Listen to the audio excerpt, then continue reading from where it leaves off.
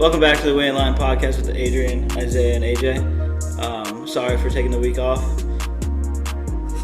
Yeah, man. We've been waiting for off season to get going, and there wasn't a lot going on the past few weeks. But this off season was crazy. It lived up to the hype. We've seen the majority of the big free agents we signed. We've seen some really big trades as well. I think we should start in the East. Paul George. He goes to 76ers. He's a 13-time All-Star. He signed a 4-year, $212 max contract with the Sixers. How do you guys feel about that trade? Or signing, sorry. I think it shows the Clippers are true colors, man. From what they tried doing to Blake, and they got clipped. It just shows that what he wanted. He wanted a no trade clause, and because they said, "Oh, you're going to retire with us. You're going to be a great retire with us." Like, all right, give me a no trade clause. Sorry, Paul. we can't do that because we're going to trade you in 2 years, and we ain't paying you that money. And he's like, all right, well, give me the money then. And he's like, all right. They could have done a sign and trade, but they get nothing. I think it's great for the Sixers. I think this really pushes them up. Finally be able to get to the second round. If Paul George plays. I think it's a great signing. I think it fits really well. I also like their other signings with Andre Drummond. I think that's a great sign. And I like Eric Gordon coming to the squad too. And re-signing Tyrese Maxey. I think those are all great for their squad. And I'm cool with them losing Tobias Harris. I'm cool with that. Yeah, I was gonna say honestly, I like the move because what do you really lose to get Paul George, other than some money? You lose Tobias Harris, DeAnthony Melton, but that's okay. I mean, we get it. You re-sign Kelly Oubre, you draft well. I mean, I like the moves, man. I mean, if you're Joel Embiid, you're the star of the team, and the Sixers come up to you and say, man, what can we do to keep you here? That's about all you can ask for, man. It's really good for the Sixers. I think it's good for Joel. He's going to be happy as hell next year playing with Paul George. But, I mean, you got a rising star in Maxey, and I think the team will be pretty good. I do. I think McCain's going to be really good, too. Not all-star, but he's going to be a very solid player for him.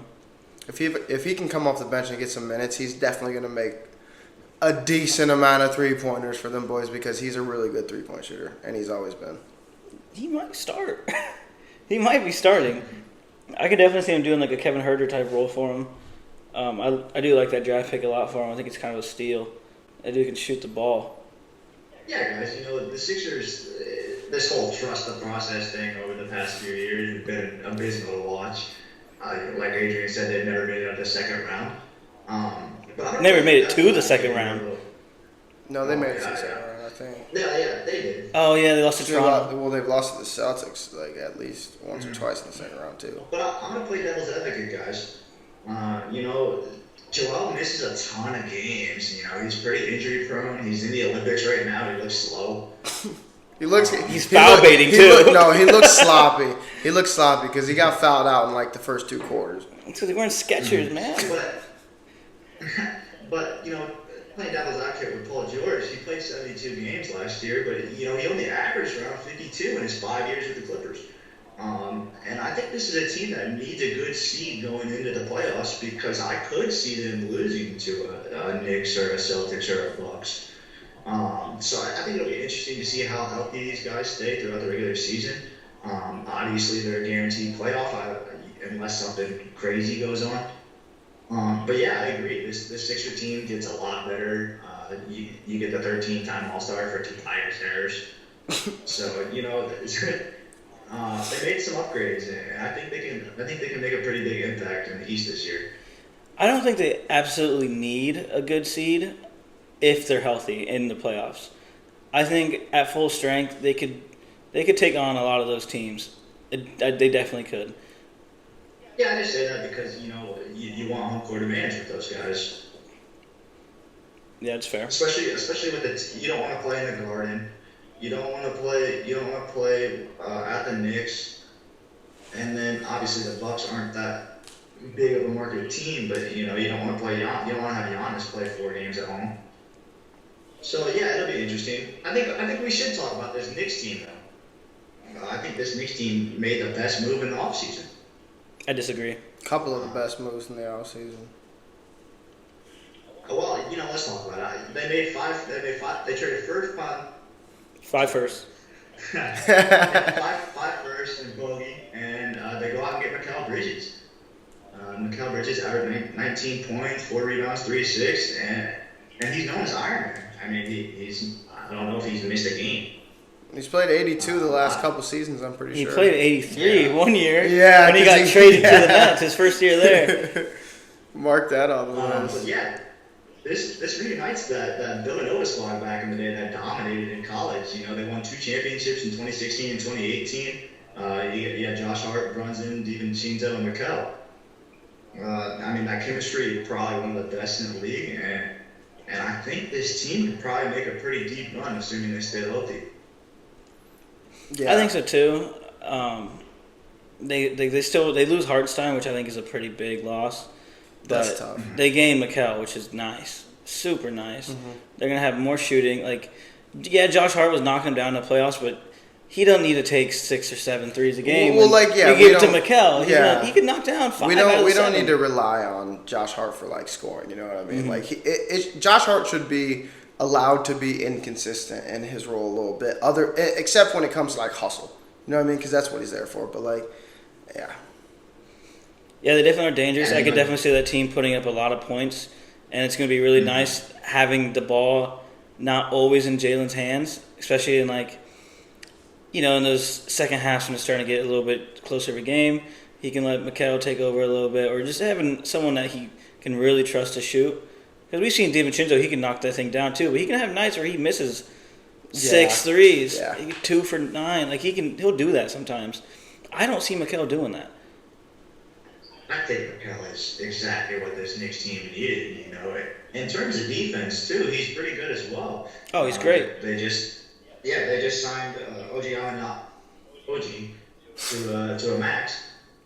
Oh yeah. This is sneakiest thing they've done is re-sign OG because literally any team in the NBA wants OG Anunoby on their team, and it's as plain and simple as that. I mean, like I said, this regular season Knicks team will probably get the first seed. Really? They were really good in the regular season this last year too, so I wouldn't be surprised at all by that. I don't see the Celtics giving it up. Thibodeau's going to play his guys 48 minutes a game, so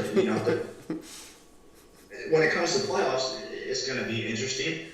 But as far as a regular season team, they're still pretty deep. I agree with you, Adrian, that they need to find a backup center because losing, Hartenstein is terrible for them, especially when it comes to playoffs. Mm-hmm. They should have grabbed Mitchell Robinson has showed in the past that he still has okay defense. And a starting lineup with Brunson, OG, Mikal, Randall, and Mitchell is pretty fucking good. Yeah, I agree. Do you think Randall's going to stay? You think they're going to give him this 1 year to see if he can really gel with the team? Yeah, fit in there and do that. I think he's really interesting. With Randall is I don't know if they're going to try to move him in the offseason, but I think if by the trade deadline, if it's kind of obvious, if it's kind of obvious that he's not fitting with the guys or they're not having as much success as they think they should be having, he's probably going to be the guy that they choose to move off of. You know what I mean? Yeah, I think they definitely won't trade him now, but I think they'll give him this season to let him be hey, you're not going to be an All-NBA guy. You're not going to be an All-Star. And if he's okay with that, he can really help that team be really good. He's a really good player at the end of the day. I don't know how his contract looks, but in turn, he just gave up 5 first-round picks for Mikal. So yeah, if they don't win this year, he could be the scapegoat. Yeah. Obviously, I talked about his contract a little bit. You can't pay him that much money. I mean, Brunson's on one of the cheapest contracts in the league, but once that's over, you're gonna have to pay him back. Yeah. And it's and you mortgage a lot of your future with 5 first-round picks for Mikal. So you're kind of in a win now or win really soon kind of phase. And if you don't, then you're gonna start looking around at people and saying, well, who's really the problem here? Yeah, I could see them doing like a Julius Randle to the Suns for Nurkic. I could see that happening around the trade deadline. Just because Julius Randle, he still has 2 years left. Well, he has this one, then he has a player option. He's probably And going he's- to pick it up. Because I he's don't know who's making gonna pay him a good 30 amount of mil. money. Yeah. He's making 28 this year, and then next year his player option is 30. So he's going to pick that up. And so, like, if you're going to trade him, you probably have to do it this year. Maybe get a couple picks back. I don't know. Get a big. Yeah, I think the Knicks have pieces to where they can get those picks back. But they're in win now mode. I mean, they're a very good team, and we'll see how they do in the playoffs. But let's talk about the playoffs, guys. In the past, we've seen the Celtics dominate. Obviously, the Bucks have been good with Giannis. But when you talk about like East and West, everybody always says the West is miles ahead. So I think with these trades, I think the East gets very interesting. You know, you still have teams like the Magic and who else just made? Somebody else just made. It's because the East is very top heavy. So you have the juggernauts of the Celtics, and then you have the Knicks. You're like, yeah, they could be cool. Like, because they're not like definite contenders. I do feel like it's primarily the top four, though. You know what I mean? Yeah. When it comes to the East, it's primarily the top four. When it comes to the West, there's probably 6 teams that you can say Could win a championship. Exactly. And there's probably like 10 teams that could be in the playoffs. Yeah. 11. Yeah. Yeah, I mean, this East, I think, like I said, the regular season is going to matter a lot in terms of these matchups, because if you're the Knicks, you probably don't want to run into Joel Embiid. You probably would rather play a Jason Tatum and Porzingis, you know. Yeah. So I think the regular season is going to be huge in terms of playoff placement, and then after that, it's just who plays better throughout the week.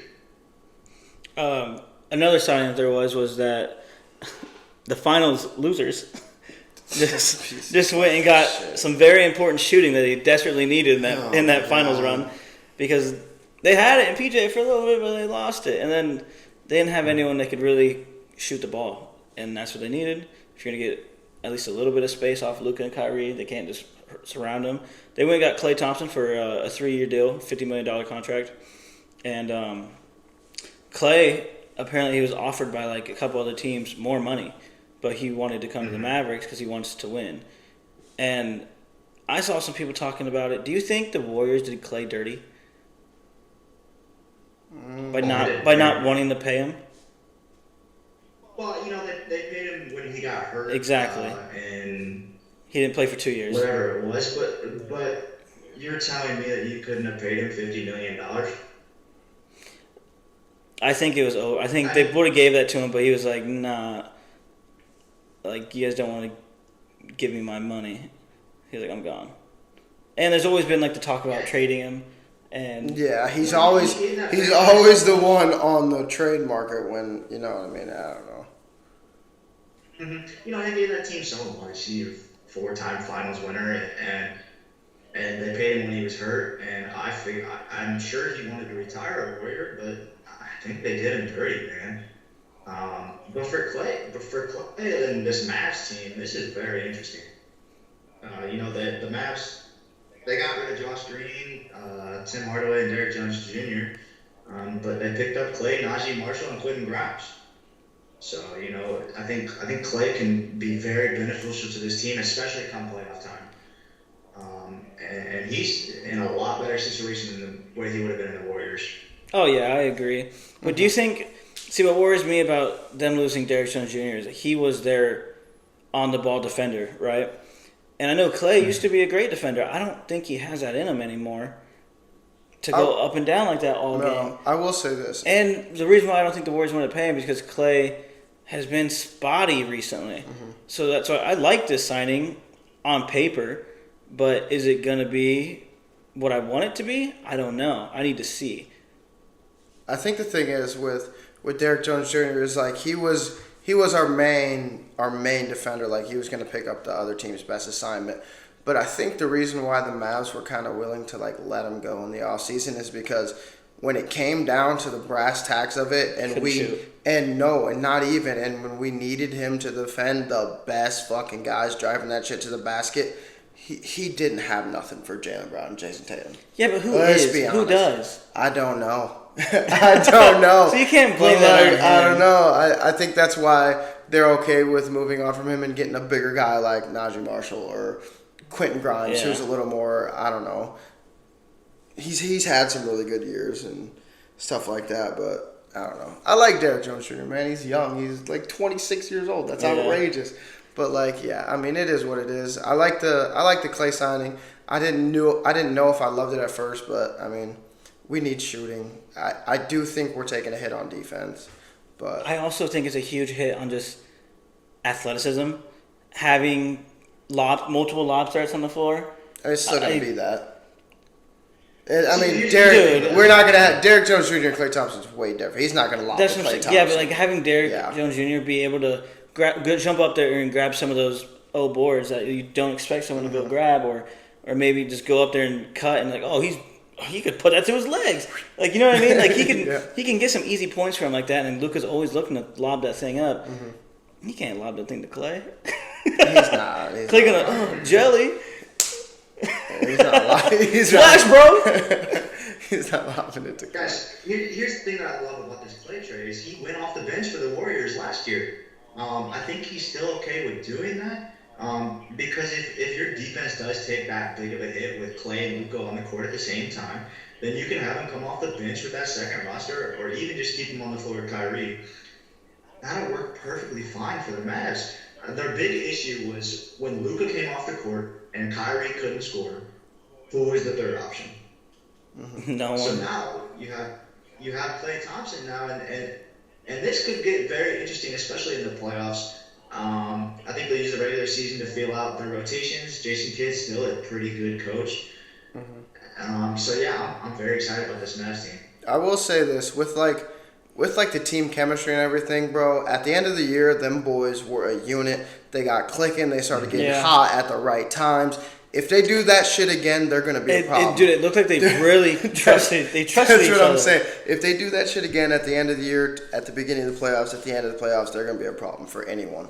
Yeah, I like the Clay signing. I think Clay will start most likely at their small I forward do. spot.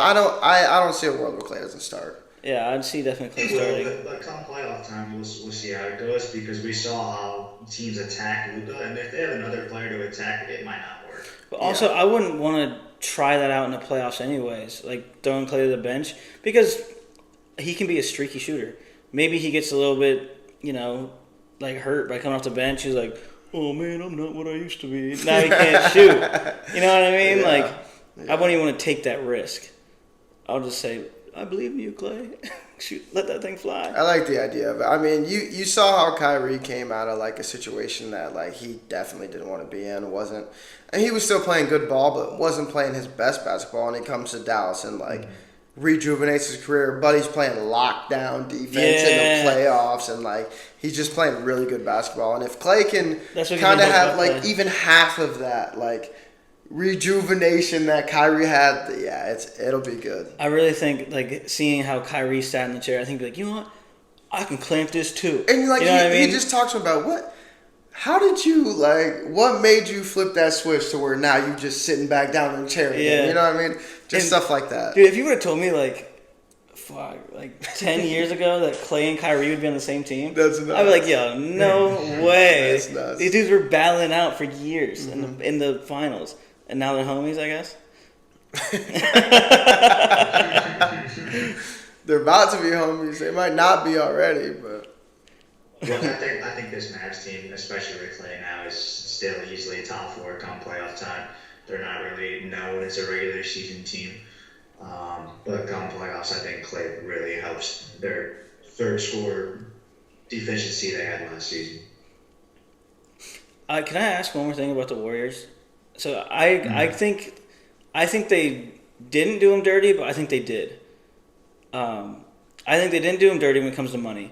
They paid him his Right. money, and then now it's like, okay, you kind of gotta let us sign you for a little deal and show us that you could use some more money.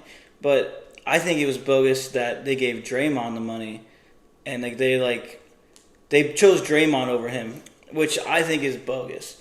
Because Draymond has been acting a fool, bro. Well, like, exactly. And, like, Draymond's the reason why Kevin Durant and Jordan Poole have left. And Klay Thompson. So, like, when it comes down to it, the reason why James Wiseman. Get out of here with that. Only reason I would say that Klay Thompson got dirty is because if Klay Thompson didn't get dirty, he'd still be a Warrior, in my opinion. Yeah. He'd still be a Warrior if he felt like, truthfully, he never got done dirty. And they've definitely looked out for him, but this might have been a situation where they didn't. And, I mean, it is what it is.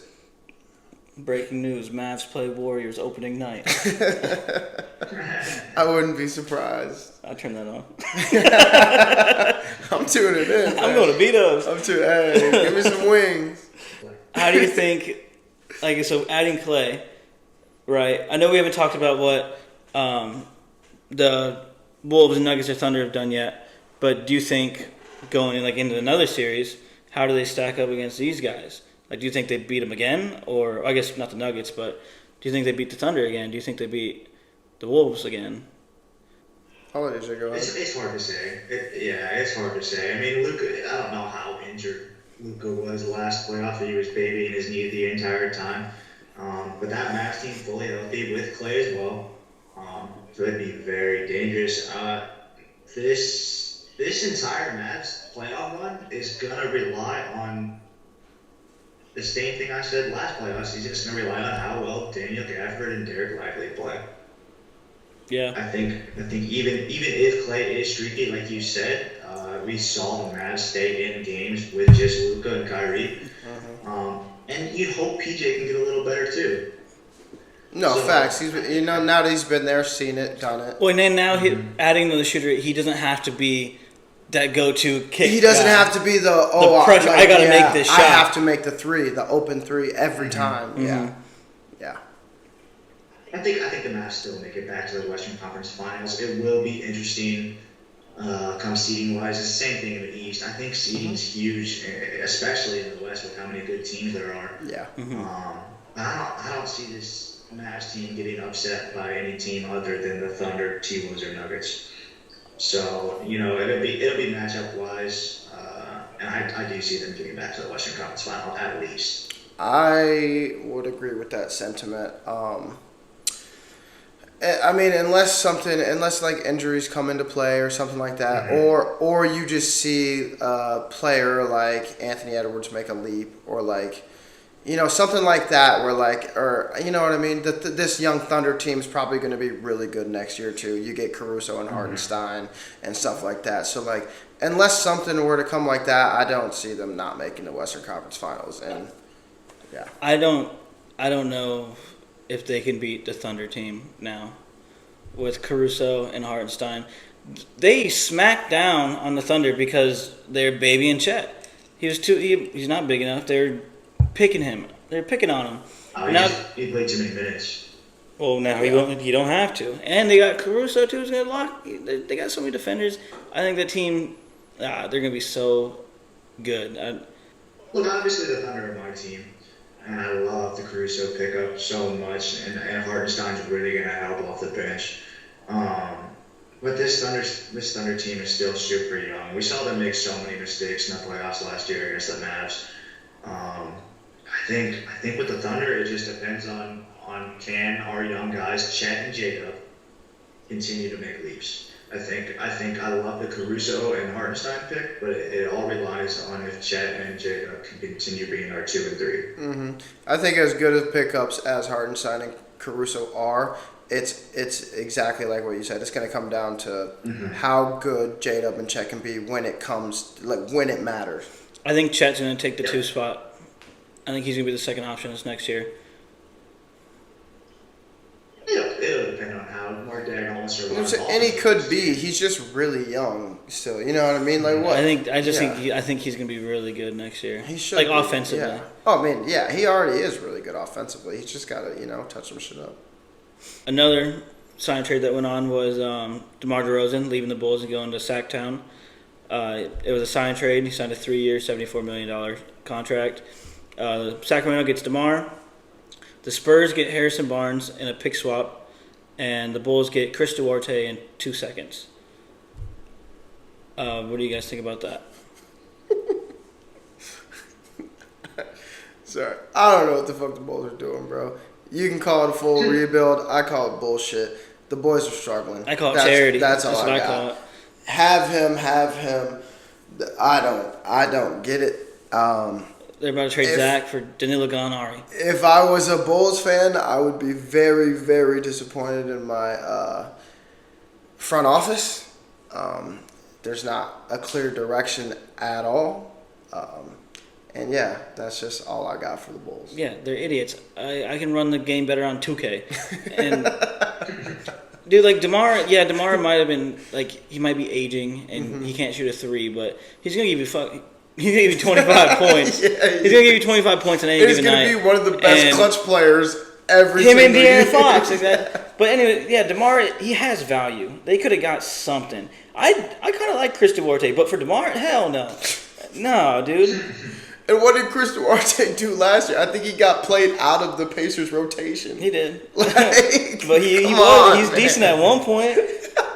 He was a solid young player. Yeah. But yeah, no, they're tweaking. Zach LaVine's gonna be gone too for a bag of chips. And they're like, oh, we got Modest.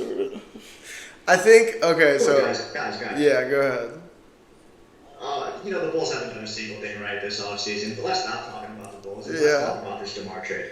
Let's talk about the Knicks Kings. starting lineup, not the Knicks, sorry. Kings. The Kings starting lineup is De'Aaron Fox, Malik Monk, DeMar, Keegan Murray, and Sabonis. Wasn't That's Malik Monk a crazy 6-man though? team. I don't think they're gonna start. I think they're gonna start Kevin Huerter. Yeah, Malik Monk's a 6-man. I don't know with that team. Did he not was he not in the running for 6-man of the year last year? Or I would definitely. No, he was a 6-man, but he played great. He can be a starter, but I would play him off the bench, especially with 2-3 guys who need the ball in their hand. With DeMar, Halliburton, Sabonis, DeMar, and Keegan should be the top 3 for sure. Fox. Yeah, I think Kevin Huerter out there would be a lot better, just for spacing and just he's just a straight shooter. Him and Keegan Murray, and then DeMar ISO, De'Aaron Fox can get downhill. He'll find you. Sabonis is a great passer as a big too. And he can get post touches. I don't think they need 4 guys who kind of need the ball in their hand to do something. I just think it'd be bad. They can play that lineup, but I don't think it should be their starting lineup. I do think they look better with Malik Monk off the bench. I think they should probably stick to I wouldn't say what's been working, but I mean his role off the bench, he excelled really well in it. Yeah, if you did want him just to lead your second rotation, that's fine by me. I do kind of agree with you. Don't need that many ball handlers in the starting lineup. This makes this Kings team super interesting. They're gonna be good. I think it puts them right behind those top 4 teams we talked about. I think they'll be a top 6 seed. It puts them in the 5. It puts them in the 5 to 7 range instead of the 7 to 10 range. You know what I mean? Yes. Because they felt yeah. Go on. I think this Kings team can just get better and better with Fox and like you said, Monk. I think eventually he could come into the starting lineup. And then Keegan Murray, I really like Keegan Murray as well. I think the Kings team just needs a few years to gel. And obviously the West is so good. Well, yeah, they still won 40-something games, and they were the 9th to 10th seed, in a stacked conference. That's crazy. I just don't know how well you can trust De'Aaron Fox as your number 1 in the West. I'm cool with it. I think I think they're a very good regular season team. They could probably even get as high as 4 if they stay all healthy. But come playoff times, I think they'll probably be a first or second round exit. That's fair to say. That's definitely fair to say. I agree. I don't think it moves that. I like DeMar DeRozan. This is foul. I don't necessarily think he's a needle mover for the Kings, bro. He's not. No. He's not. Does he make them a little bit better? For sure, bro. But I don't think he makes them. I think he makes them a lot better, but It's gonna be hard. It's a hard West. It's hard to win a championship when you don't have one of the best players in the league. Yeah. And like they have really good players. Like DeMar's a really good player. De'Aaron Fox is a great player, I would say, and so is Sabonis is a great player too. But Sabonis isn't Joel Embiid. He's not Jokic. You know what I mean? But I think he's like a B tier version, not a B, like a tier below version of Jokic. This Kings team is a little weird, and I think the only way we're going to be able to make a judgment on them is when we watch them play. Come playoffs, everybody plays a little harder, and like I said, I just don't think they're quite equivalent to those top 4 teams we were talking about. I think they'll shock you.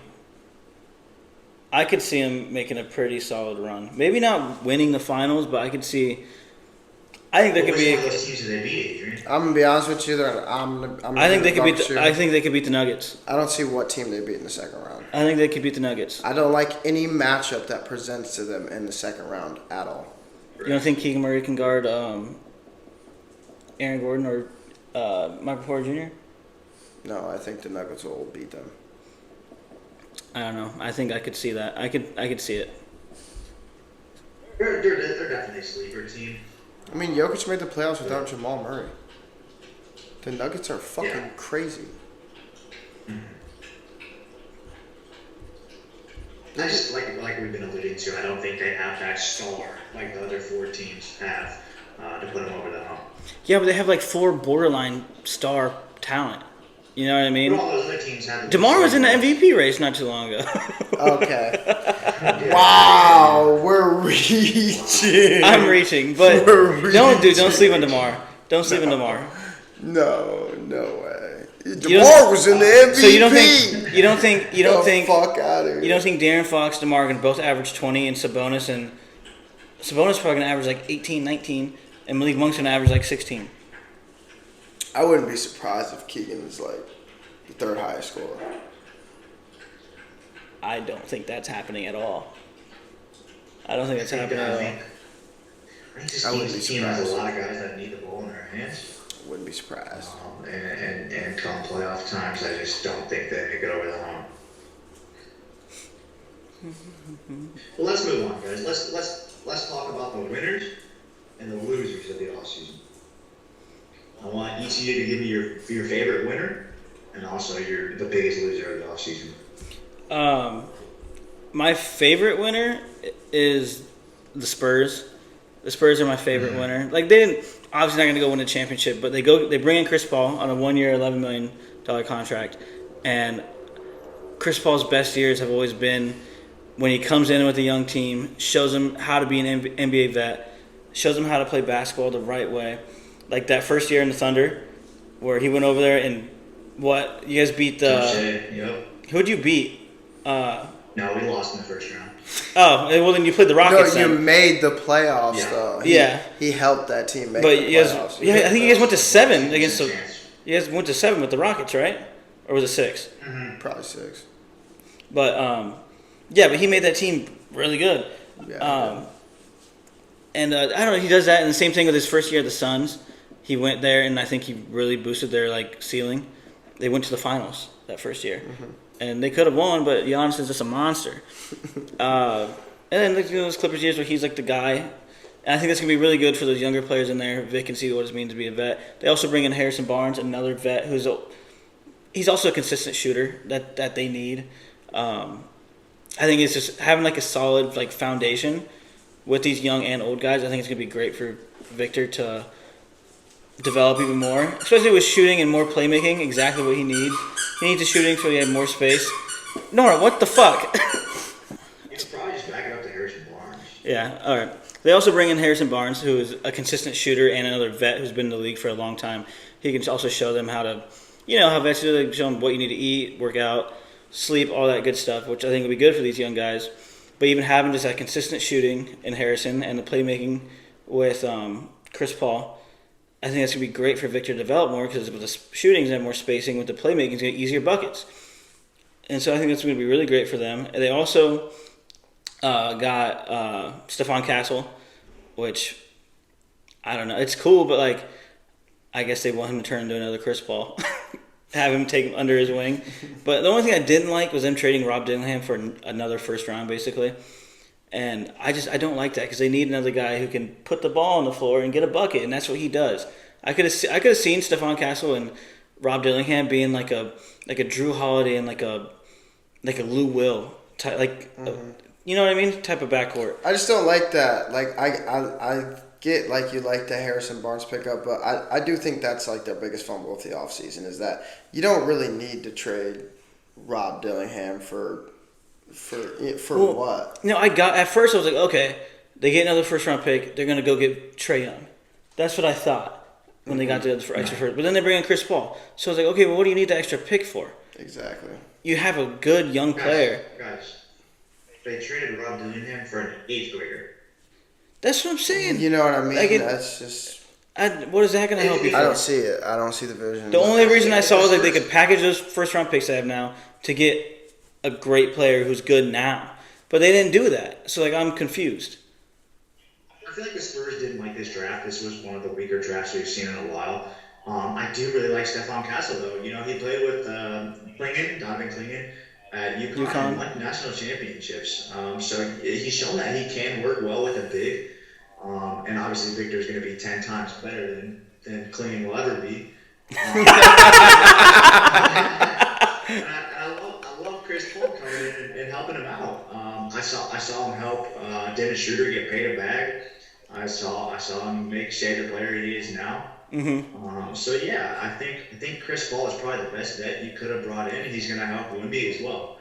You know, he can still come off the bench and play 16 minutes and average 10 assists. Oh, he ain't come off the bench. He's starting. Who? Chris Paul? Yeah, Chris he's Paul's starting. Chris Paul's starting. He's done with that bench shit. He is. He said, Stephon Castle is not Steph Curry. Yes. I'm starting. Yes. But, yeah, no, I like that too. He's going to show him the ropes, and I think he can really help him like mold into a great point guard. I don't know a whole lot about Stephon Castle's game. I just know he can lock up. I know he's got a little bit of bounce. I don't think he can shoot that well, can he? That's his only. Because I know he can pass the ball. I know he can play D. I know he got a little bounce. I just don't think he can shoot that Dan well. Hurley said he baby Drew Holiday. That's what. Really? That's what Dan Hurley said. Yeah. I like that comparison. Yeah. Who's Dan Hurley? Dan Hurley's UConn's coach is crazy. Oh yeah, the guy. The guy the Lakers here. I was like, who's Dan? Yeah, I just had a mind for it. Oh, you're nuts. I will say my favorite offseason is the 76ers.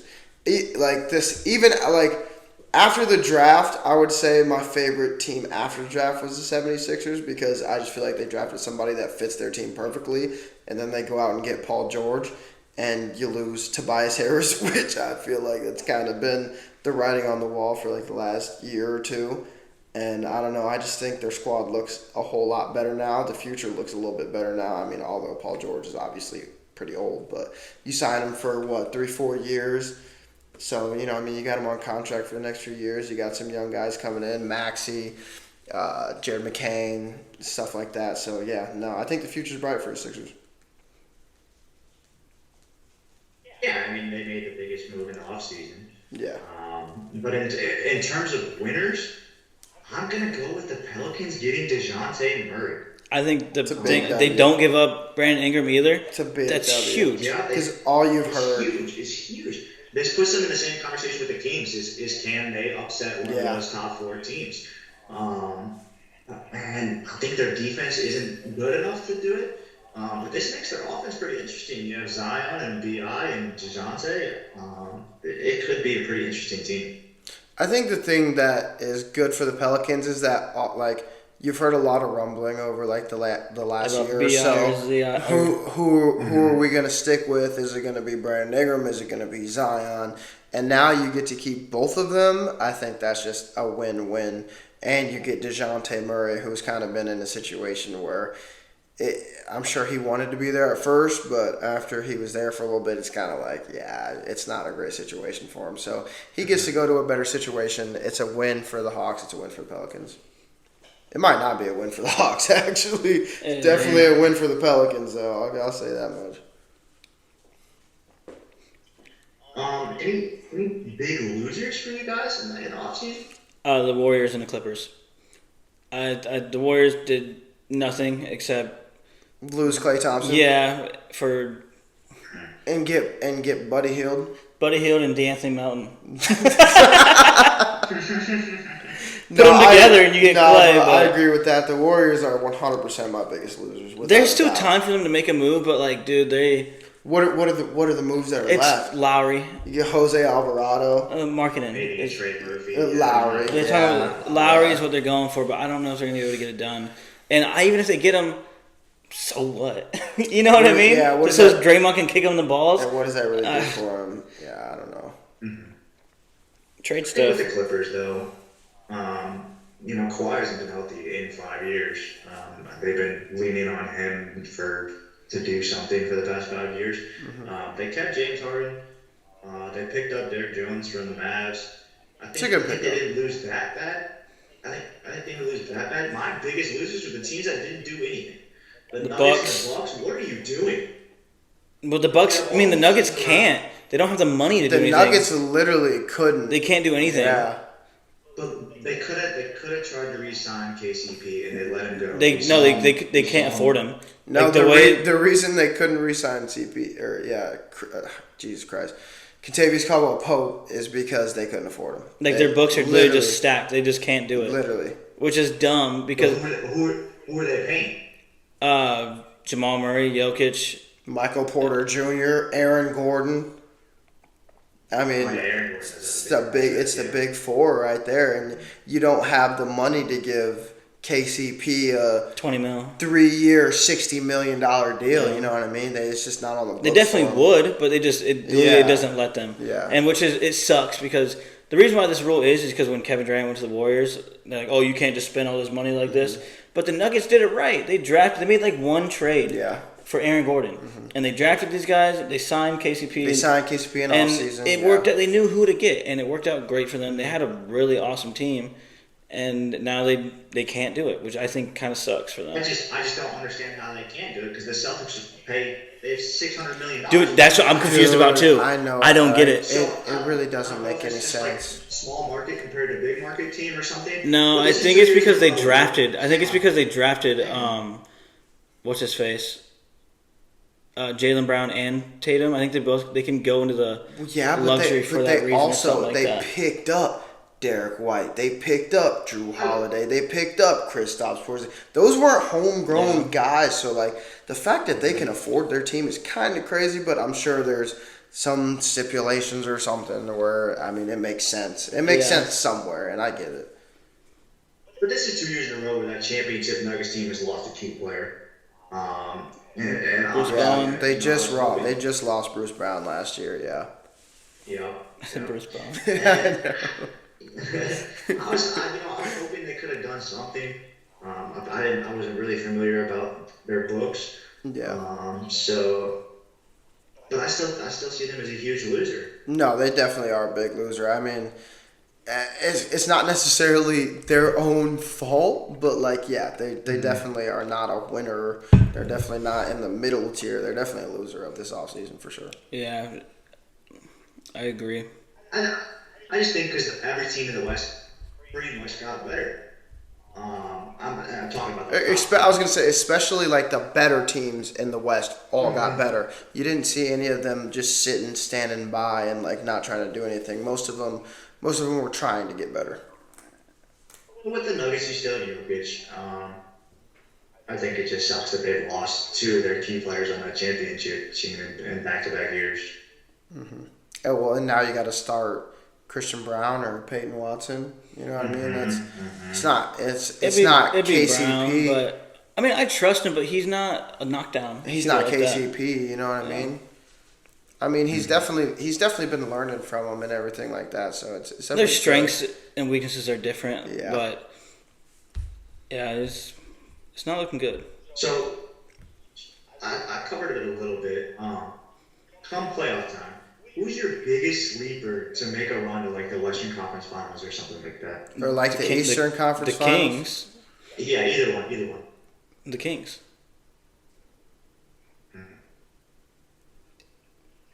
For me, I think that West is so stacked. I'd say one team that could shock people. kind of like the Pacers did last year. I think the Magic, I really like what the Magic did this offseason. Like they got KCP, they signed Franz, Moore, or what's his name? Franz Franz, Wagner. yes, to a max. Re-signed him Yeah. Yep. after he won So I think it's 13 a in young elimination team game. that I think is a year or two behind where that Thunder team was. Yeah, I can see that. Well, that's fair, and I mean, I get where you're coming from, but a year or two behind is not them making the West or Eastern Conference Finals. But my sleeper team, I don't really have a team that would be like a sleeper team because like I think you just gotta think of teams like the Sixers. No one really has faith in them because they're injury prone and way off P, playoff P, yada yada yada. I think they're gonna. I think Joel Embiid and Paul George might switch the narratives on themselves a little bit this upcoming year. That'd be my sleeper, and it's not a big sleeper because they're gonna be one of the better teams, but they're just notoriously known for like, oh fucking Joel Embiid's got a tummy ache or Paul George is hitting the side of the backboard. You know what I mean? And the playoffs haven't been very great for them in the past, and I think they could make a wave in this upcoming playoffs. I love that. I love that. Let's move on. How about a little quiz for you guys? I want you guys to tell me the top 10 leaders in receiving yards in the NFC South. The four teams, just in case you guys need a reminder. Right, the Panthers, the Falcons, the Saints, and the Bucs.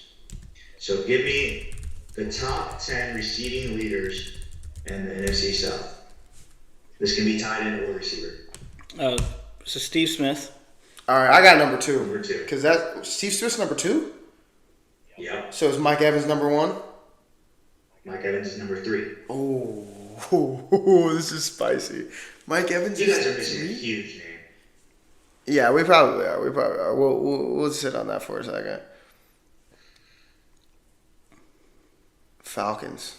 Oh, Julio Jones. That's We're what I was thinking. I idiots. was like, We're idiots. Okay. So So you top guys 3. have the top 3 easy. Mm-hmm. This is where it kind of falls off a little bit. So number 4 and 5 are old timers, and then 6 down is all under 7,000 yards. Ted Ginn didn't play long enough, did he? Nope. Okay, I wasn't sure. I like Ted Ginn though. I like Ted Ginn. I did. He's number 20 on the list. Okay. what about? Fucking God. There's one more Tampa Bay Buccaneer that you guys are forgetting about. I know. That's what I'm tweaking about. Oh, is it Chris Godwin? Correct. Yeah, Chris Godwin I is figured number it 6 would with 6,690 receiving yards. be. Yep, I buy it. I'm trying to think of other Panthers wide. Oh my God, Tony Gonzalez. Tony is not receiving yards.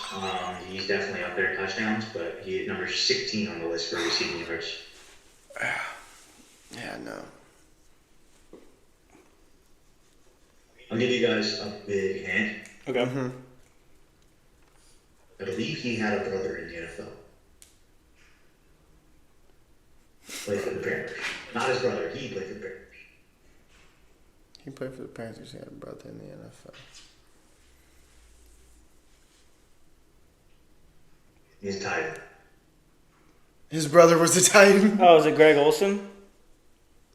It is Greg Olson. Yep. Money. Greg and Jimmy. Damn, that's a great pull. Greg Olson's a pull. I didn't know Jimmy Olsen played in the league, dog. I'm not gonna lie. You guys are missing 2 Saints receivers. Okay. One of them is a no-brainer, and the other one it might be a little harder for you guys. Is it Michael Thomas? No, it's not Michael Thomas. Yeah. It is Michael Thomas. Michael Thomas is number 7. How many yards? Yeah, it's Michael Thomas. Michael Thomas Of course has it's Michael Thomas. 6,569 yards. Okay.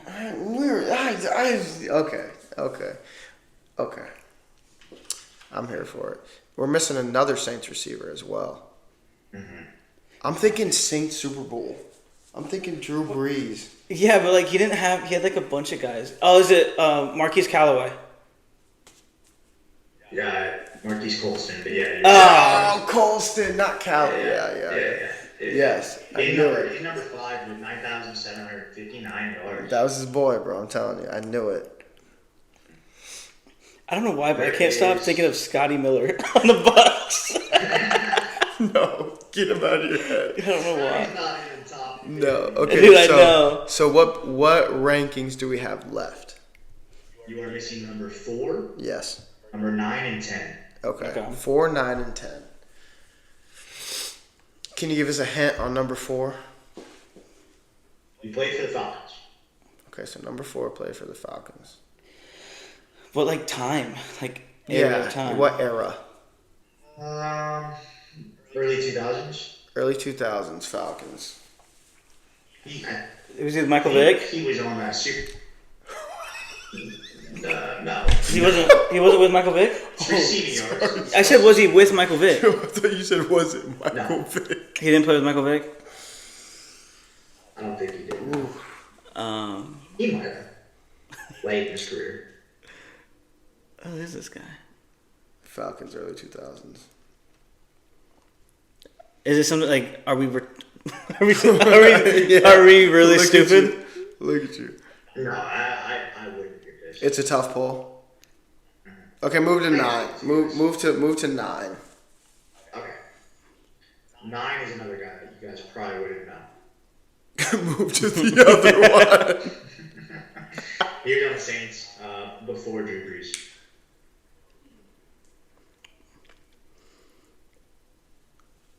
That was like Bledsoe? I think his son currently plays for the Panthers. Son. Let me look this up. Is he a wide receiver as well? Wide receiver for the Saints. No, he's a corner. Oh, his son's a corner. Yeah. I don't know if he's his son. I'm not gonna lie. What's his son? So his son is J.C. Horn. That is correct. Yeah. What's it? I don't know the. I don't. His dad's name is Joe. Joe Horn. Okay. Oh, okay. Yeah. You can just give us that Number too. 10. Number 10. You guys know this one. Oh, who does he play for? He's currently not in the NFC South anymore. Oh, so he's moved. And he's current. I can't give you his current team.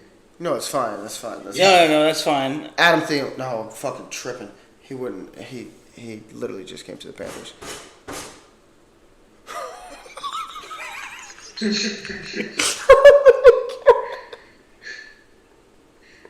Do you guys know the team you previously played for? I mean, it'll probably give it away. Yeah. He used to play for the Panthers. Oh my God! It's DJ Moore. I was gonna say. It is. Yeah. It is. That's money. DJ Moore with 5,201 yards sneaks in. That's good at number shit. 10. That's good shit. Honorable mention. Can you guys guess number 11? Already did. Didn't we already guess number 11? You know number 11? I swear he already guessed. Didn't you say Tony Gonzalez was number 11, or was it No, someone he said else? 15, I think. Tony's way down there. 17. He's super high on touchdowns, but not that much on receiving yards. What team was He it? is a tight end, though. He's a tight end. Oh.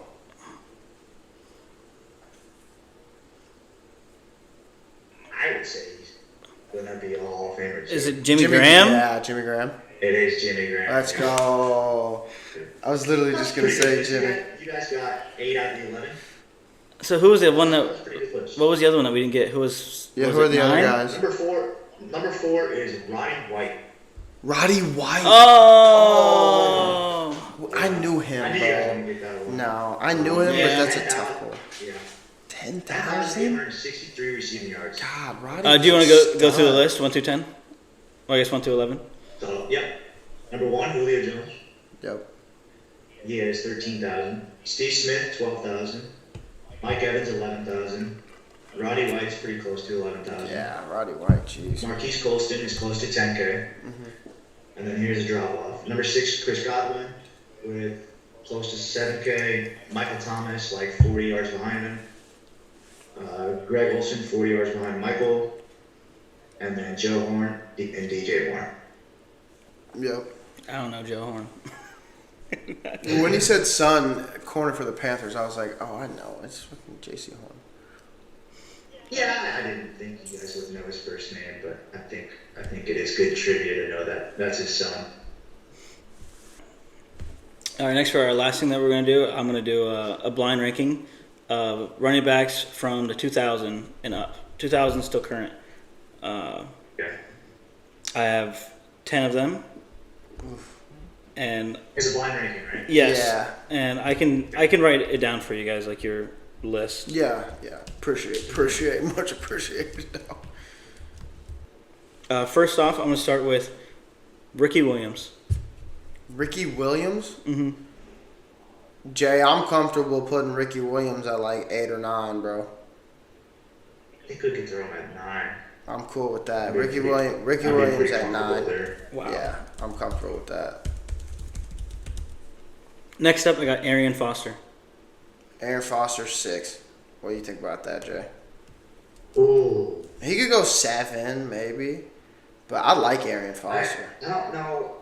Just based off those two guys, do you have any good running backs on here? No, we can't ask him Dude, that. Ricky We can't Williams. ask him that. Ricky Williams is better than Arian Foster, but I don't know. That's why I'm not happy about it. Arian Foster was very consistent for a long time. I'll throw him at 8. Throw him at 8. I'm cool with 8. That's kind of far down. next I got Jamal Charles. Jamal Charles is top 3. I will say that. I don't think so. So put him at 4. So put him at 4. I don't know who he has on this list, so I think I'm okay with 4. Jamal Charles is But a I know fucking dog. At least 5 guys that are better than Jamal. I like Jamal at 4. Ezekiel Elliott. Damn it. Because Zeke was really, really, really, really good, and then he fell off a cliff. Yeah, he got paid. Yeah. If Jamal Charles is at 4, am I bogus for putting Zeke at 5? I'd throw him at 6. I'm fine with 6. Those first, 3 years, he was a dog. Yeah, his first 3 or 4. Yeah. So he was really good. Zeke at 6 is cool with me. So what's our list look like right now? Right now, at 4, you have Jamal Charles. 6, Zeke. 8, Arian Foster. 9, Ricky Williams. Okay. I'm okay with that. Yeah. At 5, I got Zeke's little, not what would I call it? Like arch nemesis. At Todd Gurley. At this 5th spot. Where would you like Todd Gurley? Your open spots are 1, 2, 3, 5, 7, and 10. We either put him at 7 or 10, dog. I'm not going to Yeah. lie. He had It's one 7. good year. One really, really good year. 7 is Well, cool. yeah, if we're going off of his full career, I'm fine with putting him at 10. Yeah, But if we're, me too. yeah. I'm scared we're going to get sniped. I'm just though. going off like I know. I'm We're going. gonna get This is off sniped. like peak prime. This running back. Okay, then yeah, throw him at 7. Throw him at 7. If we're going peak, I'll probably put Zeke above fucking 6. Zeke's peak is really If good. we're going prime, Todd and Zeke might be ahead of Jamal. Bro. Jamal was crazy. Fly. Let's just do it. Let's just do it how I'm we're. thinking Yeah. best running backs since 2000. I'm fine with putting Todd Gurley at 7. Okay. The only reason I'm fine with that is because I think we're gonna get one that's really bad, and I don't I want think to so, put. too. I don't want to put Gurley at 10 because I still think there's room for somebody who's ass. All right. Next up, I got LaDainian Tomlinson.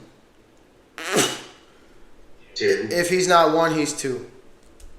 He's 2. I'm pretty sure he has Adrian Peterson on his Plain and list. simple. If he's not 1, he's 2.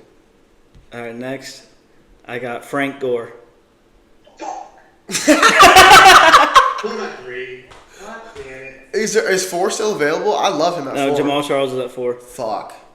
I like him at 3. What's available? 1, 3. We're gonna kill the Marshawn Lynch. Is it 1, 3, and 10? 1, 3, 5, and 10. 1, 3, 5, and 10. I'll put Frank Gore 5. No. I mean, Frank Gore had a better career, but Jamal Charles' peak was a little better than Frank Gore. I think his peak is a lot better. If we're gonna put everything in, like we said, like Todd Gurley in his prime, put him up to 7. I'm fine with throwing him down to 5. Frank Gore at 5? Yeah. Next, I got Maurice Jones-Drew. Wow. Forgot about him. Yeah. Maurice Jones-Drew. We should have put fucking Frank Gore 3. Yeah. I'll put MJD at fucking 10. I will. Well, I don't know. I feel like we're gonna get somebody like Paxton Lynch, bro. Like, not Paxton Lynch, but like Peyton Hillis. That's the best move. Put him at 10. He's gonna pull Peyton Hillis out of his ass, and we're gonna be fucked. Adrian Peterson. Number 1. Yeah, 1. Thank you. I'm glad you said something, Adrian. Not Adrian. He's gonna say LaShawn McCoy or Marshawn. Piss me off. No, this last one, For our number 3 spot, number 3 spot, Tiki Barber. I love me some Tiki Barber, dog. I mean, obviously, 3 is not a great spot for Tiki Barber, but He was good. he was good. I like Tiki Barber. So, this is your finished list. I'd much rather have Frank Gore at 3. Yeah, that's fair. That's fair. This is your list right I thought now. we were gonna get. I thought for sure we were gonna get LaShawn or Marshawn Lynch. I almost I added heard- both of those. I heard him say Marshawn Lynch, and I was holding out because I thought you might have put him on there. This I'm is. surprised you didn't say Matt Forte. Matt Forte. I was gonna add him Matt too. Forte's dope. Matt Forte's dope. I added Ricky Williams Yeah, instead. what was our final thing? So this is your final list. Adrian Peterson at 1, 2, LaDainian Tomlinson, 3, Tiki Barber, 4, Jamal Charles, 5, Frank Gore, 6, Ezekiel Elliott, 7, Todd Gurley, 8, Arian Foster, 9, Ricky Williams, 10, Maurice Jones-Drew. Yeah, I agree with that all. How would you rearrange it? That's all right. That's all right, though. If I had to rearrange it, I'm keeping AP and LT at 1 and 2.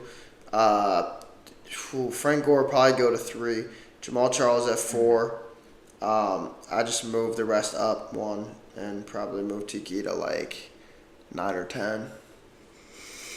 Because I do think Arian Foster had a really good career. I love Tiki Barber, but Arian Foster probably was a little bit better. I mean, not maybe in spurts, but like totality. I'd probably put Tiki above Ricky Williams. Me too.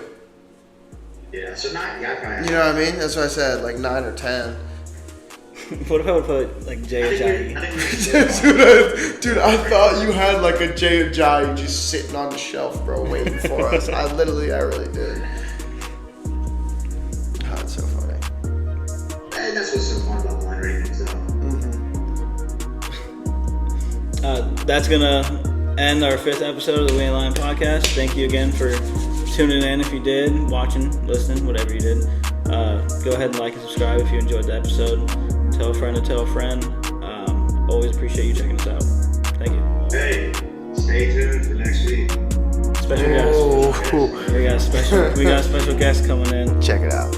And you know what? We ain't lying. We ain't lying. We're